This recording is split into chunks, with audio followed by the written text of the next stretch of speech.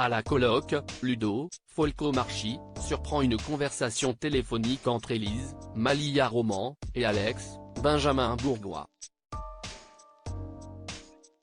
Il comprend que les flics sont sur la piste d'une suspecte et décide d'appeler Meulevard, Laurent Fratal, pour obtenir un conseil. Élise est contrariée après son rendez-vous avec son indique qui ne lui a fourni aucune information. Alex continue d'émettre des réserves sur la possible culpabilité de Jade Chemsoda, et envisage d'autres pistes, ce qui agace sa collègue d'autant qu'elle découvre, peu de temps après, que Jade et Sandra, Anne-Sophie Liban, se connaissent. Estelle, Alexia de Grémont, est chez elle avec Karine, Alika Del Sol, et lui raconte, paniquée, que Guillaume, Manuel Blanc, la harcèle de coups de fil, depuis la veille. Elle est à bout, elle s'énerve de s'être jetée dans cette aventure si rapidement et commence à avoir peur.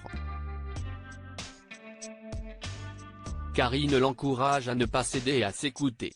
Estelle prend la décision de rompre. Guillaume déboule au cabinet dans un état second. Il explique à Johanna, Aurore Delplace, que son mariage est remis en question. Elle le rassure et lui demande d'accorder du temps à Estelle.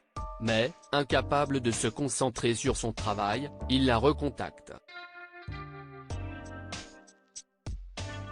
Estelle pleure et le supplie de cesser de la harceler.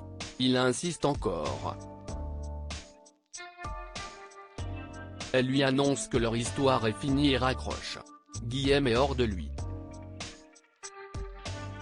Il est en boucle jusque tard dans la soirée, et ne se résout pas à accepter la situation.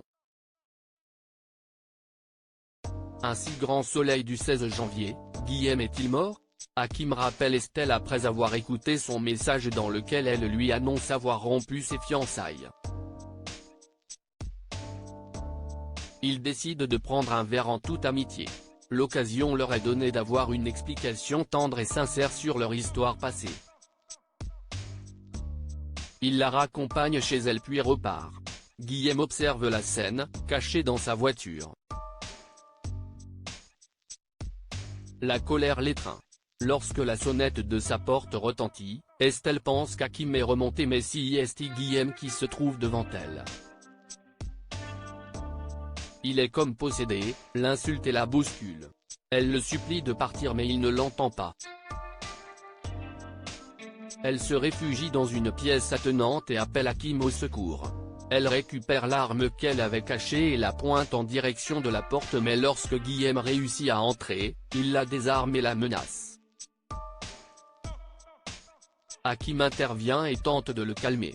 En vain. Des coups de feu sont échangés. Guillaume s'effondre.